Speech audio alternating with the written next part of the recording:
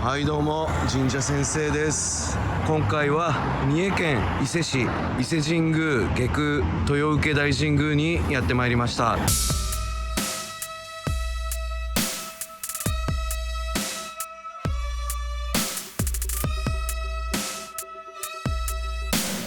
今回も神社生と忍と巡っていきます。よろしくお願いします。久しぶりの伊勢神宮参拝ということでね、はい、僕たちちゃんと清掃してですね、はい、御垣打ち参拝と呼ばれるですね、正式参拝、こちらもしていきたいと思っています。はい、それでは早速行ってみましょうか。はい、よろしくお願いします。お伊勢回りをするにあたってですね、はい、まずはこちらの外宮からご挨拶する、こちらが大事になってるみたいですね。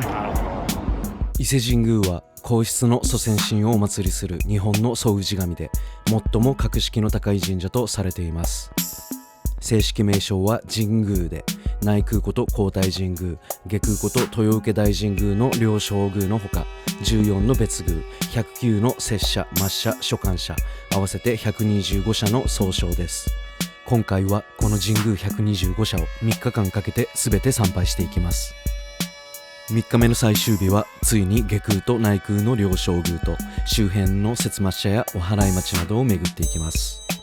まずは外宮からお参りしていきます。5正宮と3社の別宮、6社の摂末社と所管社が鎮座しています。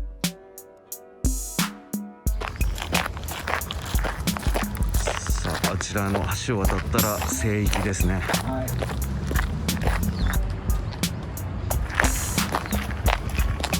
こちら外宮ではね、こうやって左側を通行するというルールになってます。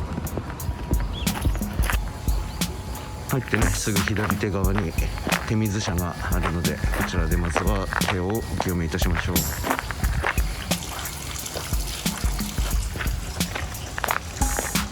さあ、それではね、いよいよ御神域の中に入っていく形ですね。左手側にはね、勾玉池という池があって、遷宮館なんて伊勢の歴史がわかる博物館があります。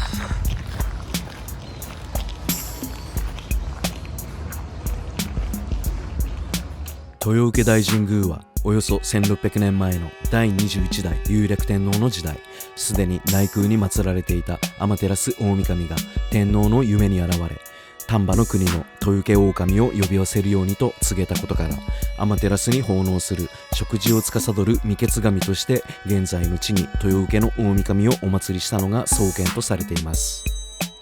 また中世には豊受の大神は雨の水上主の神と国の床たちの神という日本神話での最高神と同じ神であり、内宮よりも格上の神社との主張がされたこともありました。真相は謎ですが、外宮が鎮座する高倉山には天の岩戸と呼ばれて信仰を集めていたこともある高倉山古墳があることから、古代から特別な聖地とされていた場所であるようです。右手には神楽殿、社務所が見えますよね。皆さんはね、こちらで祈祷を受けたりする場所です。ここで御正宮を前にですね、まずは右手の方に行ってみましょうか。本来であれば最初に御正宮に参拝するべきとされていますが、今回は125社巡りということで、ここで北帝の方へ向かい、先に摂末社から参拝させていただきます。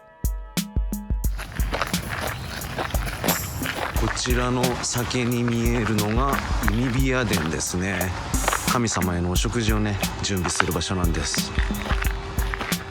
忌火屋殿の奥に屋根だけ見えるのが豊受大神宮所管社の三坂殿です。大祭の前におみきを奉納するお社で、三坂殿の神がお祭りされています。直接参拝することはできないので、こちらから擁拝する形になります。忌火屋殿よりさらに進んでいきます。こちらの建物は三馬屋です。皇室より献上された白馬の神明がいる場所です。毎月1日、11日、21日の3回、神明が御正宮へ参拝する神明見参が行われます。運がいいとこちらで神明に会うことができますが、残念ながら今回は会うことができませんでした。この先に見えるのが北帝です。明治30年まではこちらが外宮の正門でした。古来はこの先にある月読の宮を参拝した後、こちらから参入するのが正式なルートとされていたようです。そしてこの北三河堂のすぐ脇に横に入っていく道があるんですが、この先に拙者末車ございますので、まずはそちらにご挨拶しましょう。しばらく進んで右手側にお社見えてきます。こちらが渡来国見神社。彦国見垣竹四塚の命気空の神主のご先祖様がお祭りされているとのことです。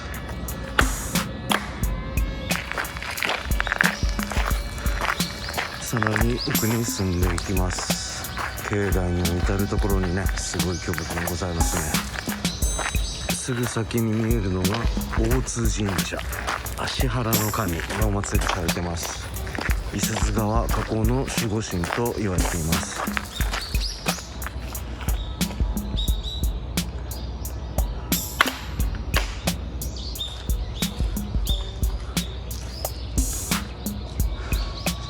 さらにその奥、またすごい巨木が見えますね。このね先の方には神の三井の神社というね、下空で使う水が取られる神聖な井戸があるんですが、そちらには近づけないので、こちらから擁拝するという形になりますね。さあ、それでは一旦参道まで戻りましょう。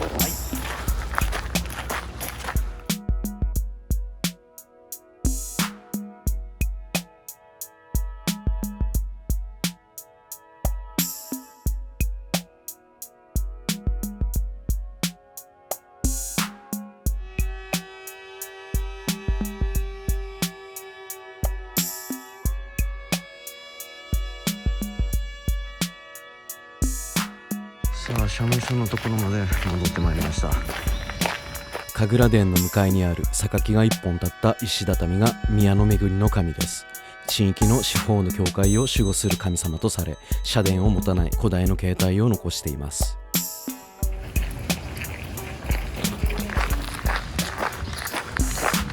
宮の巡りの神から直進すると御正宮が鎮座するエリアになります。まず最初にあるのは別宮の養拝所です。事情があって別宮まで行けない方はこちらからお参りします。その前には古殿地が広がっています。20年ごとに神様の引っ越しが行われる式年遷宮の際に新しい御正宮が作られる御敷地です。私が10年前に参拝した時にはこちら側に御正宮がありました。奥に鎮座するのが現在の御正宮です。前回の式年遷宮から9年が経ち、雰囲気のある佇まいになっています。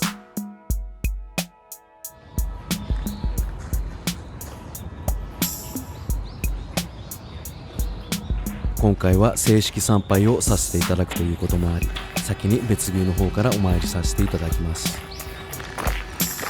古殿地の前のですね、この木すごいですね。スケール感がもう段違いですね。真ん中の木もすごいですね。これ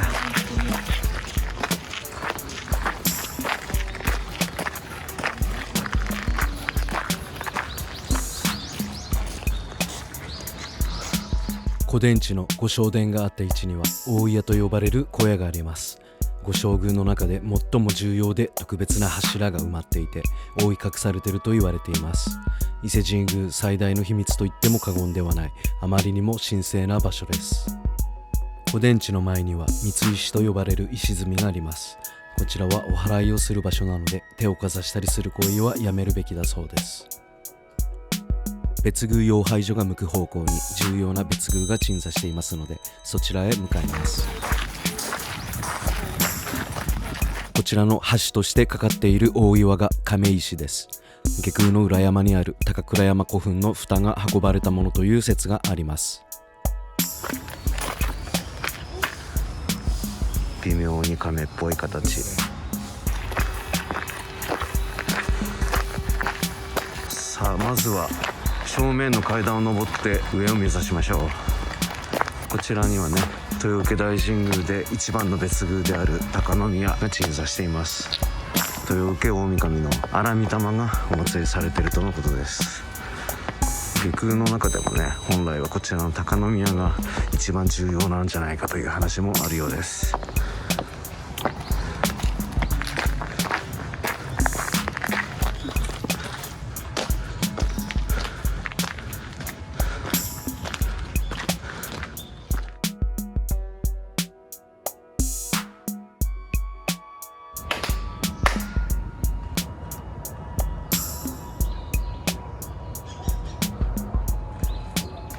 どっからですか？これがね、すごくわかる。これはわかるでしょ。すごい違う。地元の人は全部なぜるからこれ。そうなんですね。お地蔵さんですか？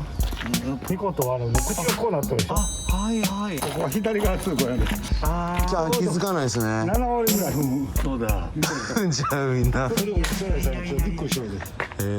高宮の前にあるこちらの石は根地蔵さんと呼ばれ愛されていると地元の方に教えてもらいました。よし。さあそれでは高宮から再度下っていきます。地元の人と触れ合えるのが参拝のいいところでもありますね。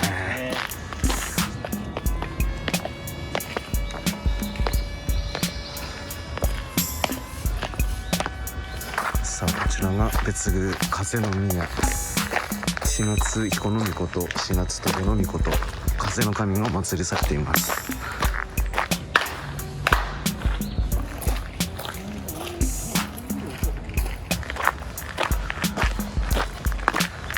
さあ反対側に進んだ先に見えるのが土の宮ですね。こちらには大土の明夜の神がお祭りされています。宮川の氾濫を治めた神としておよそ900年前に別宮に昇格したお宮です。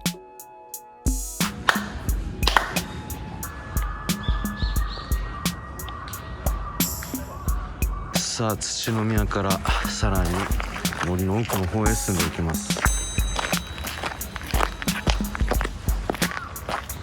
これ下の井戸で、ここはね、夏来るとね、これね、風が流れてくるんですよ。綺麗な風。この先にはね下宮の神社があるんですが、今地元の人から聞いたんですがね、涼しい神聖な気を浴びれる場所とのことですね。下宮の神社、下空で使用される水の守り神とのことです。こちら奥にはですね、ご神木の森と山が広がってます。神聖な気を感じますね。ご正宮へ戻る途中、神職の方が慌てて走っていくのが見えたので行ってみると、ちょうど風の宮で朝の祭典の準備が行われていました。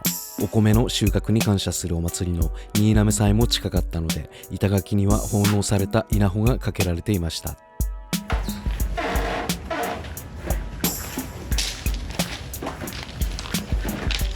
風の宮の前には古い岩倉と思われる石がありました。地元の方は内宮の養廃所と教えてくれましたが、昔は神様がお祭りされていたかもしれません。あ、本当だ。すぐある。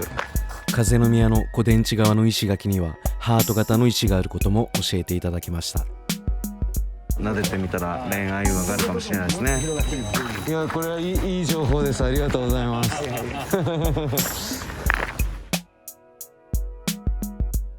さあそれではね、こちらの社務所で正式参拝の申し込みをしたいと思います。神楽殿の授与所にて式年遷宮への寄付と正式参拝をしたい旨を伝え、お気持ちでの寄付をさせていただきますと特別参宮賞をもらえます。通常の参拝では白い水戸張りがかけられた殿玉垣南御門の外から参拝する形になりますが、ご正宮の南宿営屋でこちらを提示することによって御垣内参拝をさせていただくことができます。南宿営屋でお祓いを受け、神職の方の先導のもと殿玉垣西御門より御垣内へ参入します。寄付の金額にもよるそうですが、通常は中野への鳥居の手前まで進んで参拝をさせていただけます。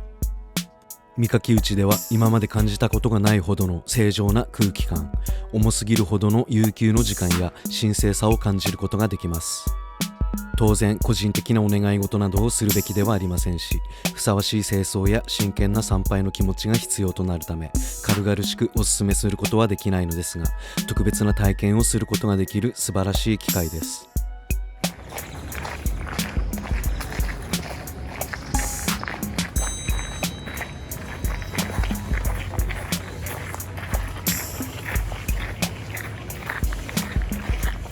さあ、それではね、無事に御垣内参拝させていただきました。豊受大神宮、豊受の大神にご挨拶させていただきました。ここから一度入り口まで戻りまして、内宮の方でも正式参拝させてもらおうと思います。はい、それでは戻りましょう。はい、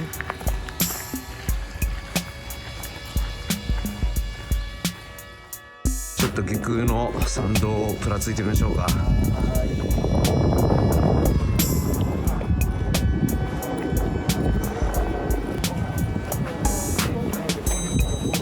下空の参道でちょっと私のおすすめといえば、あちらの赤福でございますね。内宮の方に本店があるんですけど、もういつもめちゃくちゃ混むんですよ。下空の方は割と人が少ないんで、赤福食べたいならこちらの方が穴場ですね。こんな新製品もありますね。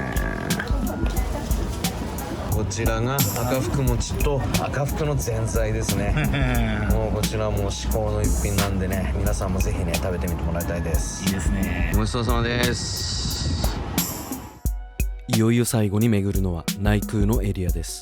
御正宮と2社の別宮、17社の摂末社と所管社が鎮座しています。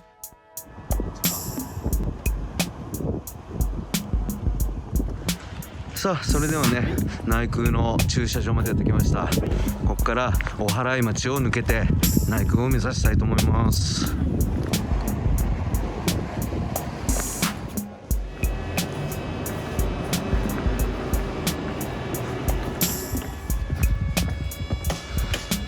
さあ、ではここからお祓い町ですね。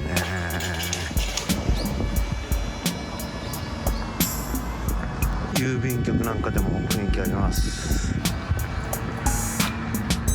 赤福の本店ですね。向かい側はこう食べていけるところになっています。そしてその横にはおかげ横丁の入り口、こちらもね後で寄ってみようと思います。いよいよ内宮の入り口である宇治橋が見えてきましたね。宇治橋前のあたりには伊勢神宮ね、このいろんなところにいます。さあ、内宮の入り口のね前までやってきましたが、今回はね伊勢神宮125社参りも兼ねてますので、まずは近くにある摂社末社からお参りしたいと思います。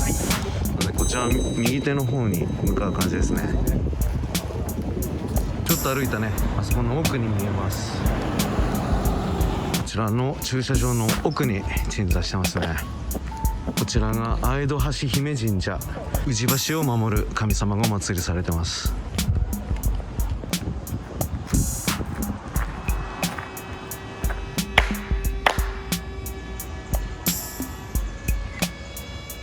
右奥には綱賀神社が鎮座しています。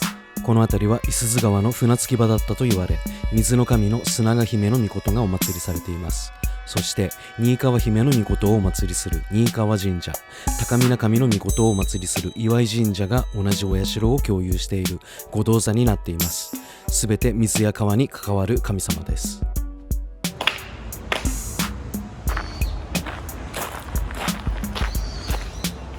さあ、そしてもう一社さらに奥に鎮座してます。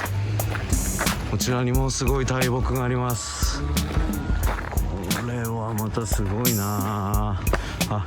そしてその横に社ございますね。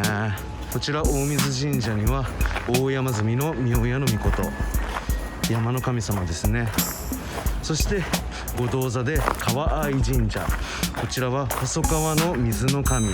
そして熊淵神社、こちらは滝尾おとじの神。名前からしてやはり水の神ということでしょうか。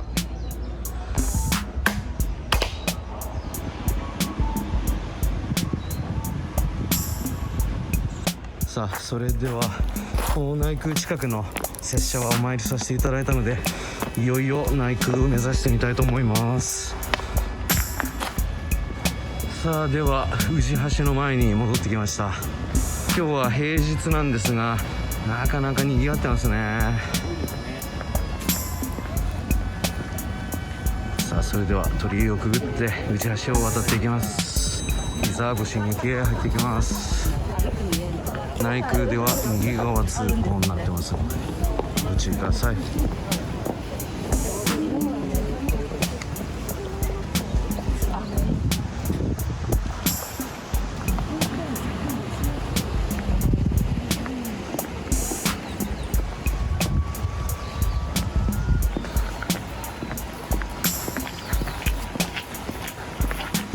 さあ、こちら入って御正宮は右の方に向かう形になるんですが、今回は先に拙者真下の方をご挨拶しようと思うので、先にこの左手の道へ入っていきたいと思います。こちらの先に大山積神社と小安神社が鎮座してます。大山積神社には山の神である大山積の命がお祭りされ、小安神社には富士山の神でもあるこの花咲夜姫の命がお祭りされています。小安神社は小さい鳥居を奉納することで安産と子授けにご利益があるとされています。古い時代に大山積神社は重要な祭典が行われる場所でした。古代には山に関する災害を鎮めるための大切な祈りの場であったようです。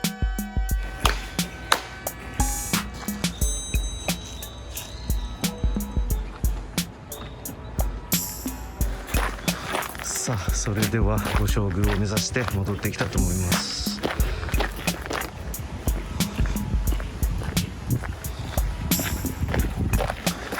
ではここから左手の方へ進んでいきます。こちらの参道ですね、地面に石の境界線があるんですが、明治時代以前はですね、ここまでなんと民家が立ち並んでいたということで、当時はもっと生活に根ざした神社だったみたいですね。明治以降は全部立ち退きとなってこのような形になったようです。およそ2100年前の第10代崇神天皇の時代に疫病が大流行しました。宮中で祀っていた天照大神のたたりと考えた天皇は娘の豊臼入姫に託し、笠縫の村、現在の桧原神社で天照をお祭りさせることにしたのが皇太神宮の起源とされています。その後、お祭りするのによりふさわしい地を探すために各地を巡り、途中で第11代垂仁天皇の娘の大和姫が後を継ぎ、出発からおよそ90年後、ついにこの場所にたどり着き、小さな社を建てたのが創建とされています。ご神体は天照より授かった天皇家に伝わる三種の神器の一つである八田の鏡です。天皇ですら見ることもできない日本国で最も重要な宝物であり、天照の分身ともいえる鏡です。さあ、こちらの橋を渡るといよいよ本格的に御神域の中へという形ですね。右手すぐには長寿屋がございますが、こちら内宮では本来の形にのっとってこの先の五十鈴川のみたらしで手を清めたいと思います。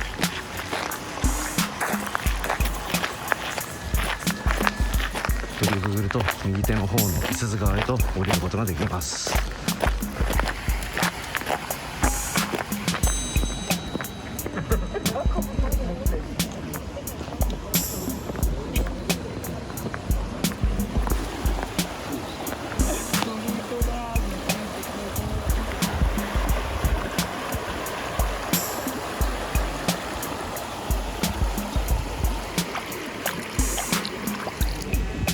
さあ、それでは、手も清めましたので再び正宮を目指していきましょう。さあ、ここですぐ右手の方にですね、もう一つお社がございますので、そこでの挨拶を忘れないようにしましょう。さあ、こちらが滝祭りの神です。滝祭りの大神を祀っています。こちらの神様にお参りをすると内宮の神様に口づてしていただけるとのことで、こちらを先に参拝するというのが人気なようです。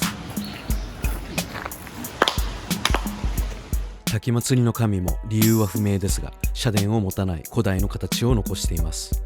滝原宮のみたらしにも同じような場所に案内も何もない同じような石がお祭りされていました。もしかしたら同じ神様がお祭りされていたのかもしれません。さあ、ではお参りさせていただきました。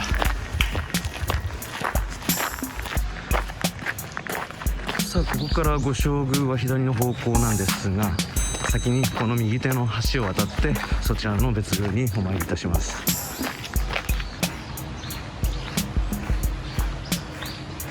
この橋の向こうにお祭りされているのが風日の宮、四月彦の命、品戸部の命、風の神がお祭りされています。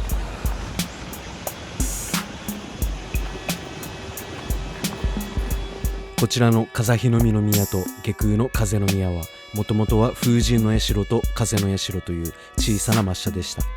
1281年にモンゴル帝国が侵攻してきた元寇の際に両者に祈祷したところ、神風が吹きモンゴル軍は退却し日本の勝利となりました。この功績によって両者は1293年に現在の別宮に昇格されました。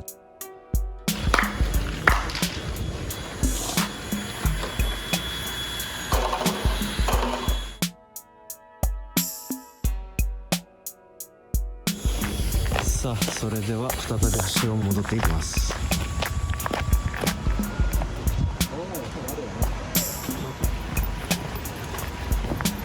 正面に社務所が見えてきましたね。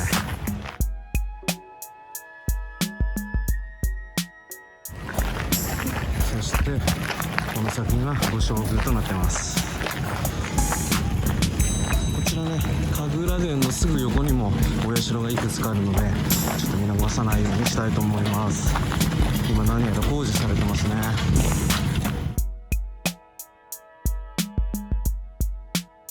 さあ、まず手前のこちらが宮の恵みの神、内宮の教会を守護されているとのことです。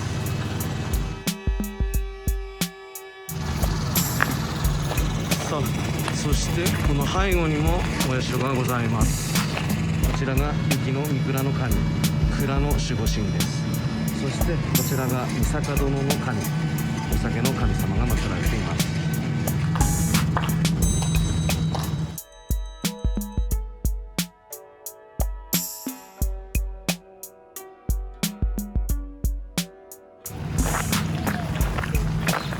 あ、すごい巨木が。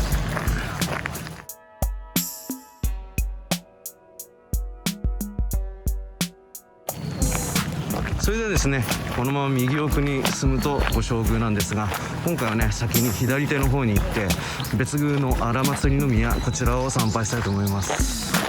こちらね、横から御正宮の屋根が少し見えます。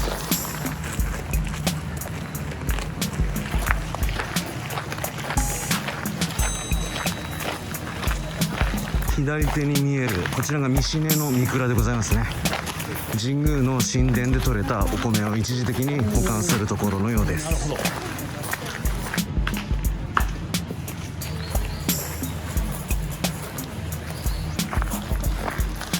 さあ、三重の三倉の先に下兵殿が見えますが、こちらは神宮125社には含まれていません。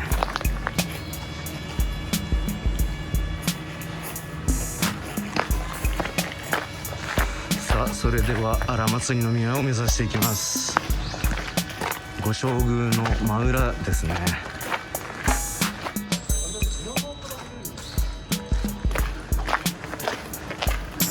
荒祭の宮は皇太神宮第1位の別宮とされ、各祭典も御正宮に次いで行われます。社殿も他の別宮より大きく作られていて、特別なお社であることがわかります。社殿の配置も正宮に参拝すると同時に荒祭の宮にも参拝する形に設計されているという説があります。お祭りされているのは天照します須目大神の荒御霊ですが、成立姫とされている古い書物もあるそうです。歴史の中においてお祭りされている神様の名前が権力者によって書き換えられてしまうことは往々にしてあることですが、伊勢神宮にもその長い歴史の中で多くの隠された神がいるのかもしれません。また荒祭の宮には鳥居がないのも特徴です。格段の神聖さを感じるお社ですが、伊勢神宮の謎と秘密がこちらに凝縮されているように感じます。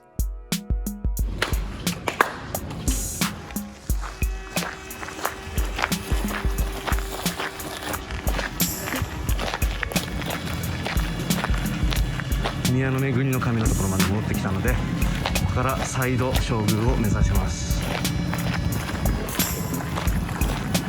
さあ、こちらを右に行くとご将軍の入り口です。こちらをお参りすることによって125社全てをお参りすることになります。一番最後に天照大神へ正式参拝させていただきます。皇大神宮正宮にお祭りされるのは天照須大神です。天皇家の祖先神であり、太陽の女神です。一緒に祀られる愛戸の神として、雨の岩戸にこもった天照を引きずり出したとされる雨の田力尾の神と、天照の息子の嫁にあたる万幡豊明姫の命がお祭りされています。周辺にはその他にも正宮の手前の石畳にお祭りされる矢の葉引の神、天照の弟とされるスサノオの孫という説があり、正宮をお守りする神様です。さらに三垣内の石畳には沖玉の神と雅の神がお祭りされています。沖玉の神は二見沖玉神社にお祭りされ、太陽神の性格も持つ猿田彦の狼のことです。天孫降臨の際に道案内をした後、この地に移り住み大和姫を見守ったとされますが、古い時代には地元の神として崇敬されていました。同じ石畳に祀られる雅の神も古い時代の地元の神とされていますが、猿田彦の嫁の雨のうずめの命の別名とも言われているようです。これらの神様は直接お参りすることができない場所に鎮座しているので、正宮にお参りすることでまとめて擁拝する形になります。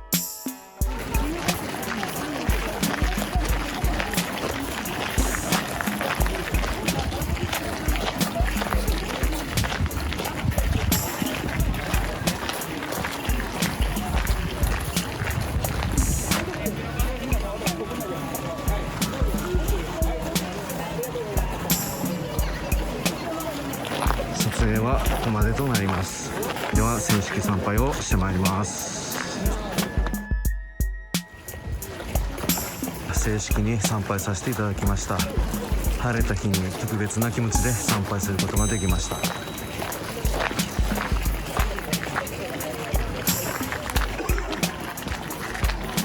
社務所の脇の道、こちらを右手に曲がっていくと帰り道となります。さあ、社務所の前にはですね、三馬屋がございますが、まあ今日は残念ながらね、馬はいませんね。さあ、出口目指していきましょう。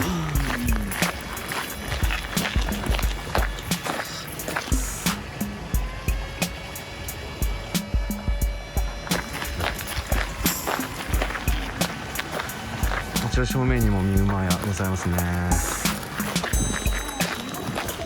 この先にね、休憩所がありまして、ちょっとしたグッズなんか持ってるんで、記念品をチェックしていきたいと思います。さあ、では私はね、新しい御朱印帳をゲットしたんで、引き続き戻っていきたいと思います。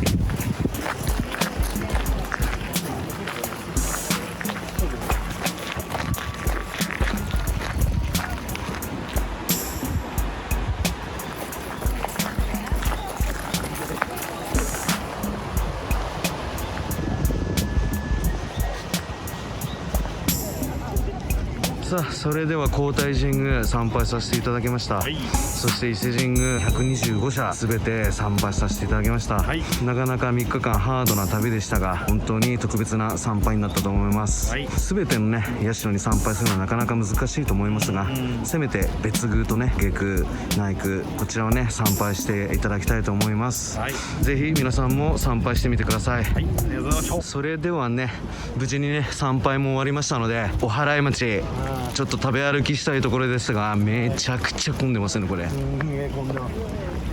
れはちょっとやばいですね。今日平日ですよ。いつも僕が食べるお気に入りのメニューがあるんで、ちょっとそちら目指してみましょう。平日でこれじゃまずいことになってますね。土日は怖いよ。ささあまず僕が好きなお店がこちらの岩倉って読むのかな。神社っぽい雰囲気の雑貨なんかいろいろ置いてあってね、森塩だとかオリジナルの御朱印帳なんか売ってますね。こんなお伊勢さん浮世見塩スプレーゲットします。僕が好きなところを見つけました。こちらです。伊勢角屋ビール。このカキフライングが大好きで、そしてなんかビールも何種類かあるんで一粒サービスしてくれたみたいですね。ありがたい。そしてビール姫ホワイト頼んでみました。美味しいですね。新鮮な味わいです。ビールもいい感じです。せっかくなんでやっぱ伊勢うどんもね行きたいとこですけどね、混んでそうだな。赤福本店いつも混んでますね。さあおかげ横丁に入りちょっと行ったところにいつも行く伊勢うどん屋があります。さあこちらのね伊勢うどん福助、お二人ともで君とはーい、ゆるふわで甘辛なタレがもうめちゃくちゃうまいです。いやそれではね美味しゅうございましたね。さあちょっともうちょっと散策してみましょうか。ここがね結構人気の店の豚ステですね。混んでるとこ諦めましょう。いやほんといろんな店ありますからね。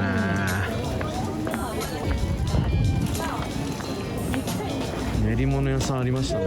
行ってみましょうか。あさりホタテ棒、ああいいじゃないですか。食べ歩き楽しいですね。